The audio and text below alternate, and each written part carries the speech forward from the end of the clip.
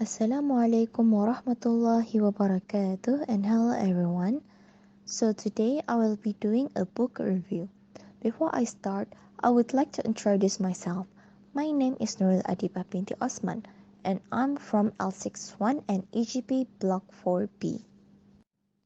The contents in this video is about the book, the author's background, the summary, and my opinion on the book. The first one is about the book. The book I have read and will be reviewing is called Somebody's Daughter. It is a memoir which is based on true events and it is non-fiction. It is written by Ashley C. Ford. The genre is a biography and it is published on 1st June 2021. It is about Ashley's journey from what she could remember throughout her childhood without her father, all the years until she wrote this and her father got out from prison. The second one is the author's background. Her name is Ashley C. Ford. She is a writer, host, and educator. She is one of the most prominent voices of her generation, debuts with an extraordinarily powerful memoir.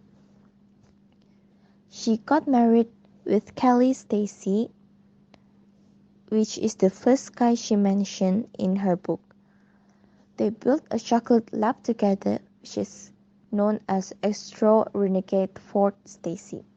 She lived in Indianapolis, Indiana. The next one is the summary. She grew up as an older sister among her siblings. She at first known as a miracle as her mother had removed one of her ovaries during her teenage year. That is the reason why she is called a miracle. However, after her brother was born, 14 months apart, she was no longer known as a miracle. She had one brother from the same parents, same mother and father, and some other siblings from different fathers with the same mother. She grew up with a strict single mother as well as her grandmother. Her father was incarcerated for raping 2 women. She lived with her grandma and great-grandpa in Missouri for a while when her mother mourned for her stillborn baby. A fact about her is that she really likes to read books, especially in the library, as she is not really restricted to pick any book. There was so many going on as she grows up.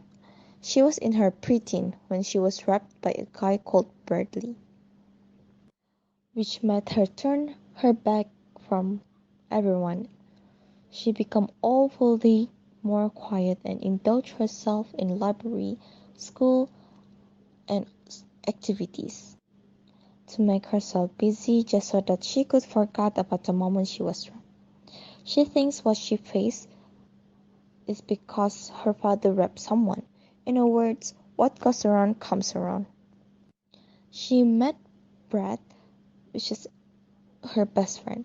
Actually, she hated Brad until they are in the same band and eventually become her best friend and her boyfriend when she moved out from the house to go to university called Ball State University. She has been going up and down in her life, especially when she hasn't visited her father since her first time visited her father. She is 13 years old when she first visited her father, and the next time she visits she is 25 years old. It is a 12 years gap. In this book, she talks more about her feelings, the reality, her mental health, and her journey. Lastly is my opinion on this book. Honestly, I really like this book, especially when her grandma gives her a life lesson about being a family. When she didn't want to go back home to her mother when she was in Missouri. This was a small bit of the book, and it starts with my grandmother stomped around a bit, then stacked the shovel's blade into the dirt. She dug slowly and with purpose, like she was sneaking up on the earth spread out before us. The ground was soft, so it wasn't long before she told me to come closer. I leaned over the hole and saw a garden snake. No, 2, 3, 4. A lot of garden snakes. They were in some sort of a knot, though not stuck together. They moved quickly and deliberately over and around one another. They were not fighting, and they did not seem to be trying to get away from us or anything else. "What are they doing, Grandma?" My grandmother stared into the hole. "They are loving each other, baby." She reached into the bag, poured lighter fluid into the hole, then a lit match. The grass in and around the hole burned, and then so did the snakes. My first instinct was to reach in and throw them as far as I could, to safety.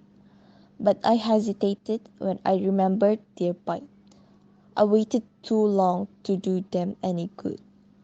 The snakes did not slither away or thrash around as they burned. They held each other tighter. Even as the scales melted from their bodies, their inclination was to squeeze closer to the other snakes wrapped around them. Their green lengths blackened and bubbled, causing the flesh to simmer underneath each individual metallic hood to ooze. They did not panic. They did not run. I started to cry. "You will have to go back. We will both go back home. Your mama misses you." My grandmother reached over and grabbed my hand, both of us still staring into the hole. "These things catch fire without letting each other go. We don't give up on our people. We don't stop loving them." She looked into my face, her eyes watering at the bottoms. "Not even when we are burning alive." This book is heart-wrenching and interesting as it shows how Ashley Seaford feels towards her parents, family, and friends. How she portrays her mother, her ability to write her feelings, and to give awareness. Her complication as a black woman is wonderful. That's all from me. Thanks for watching.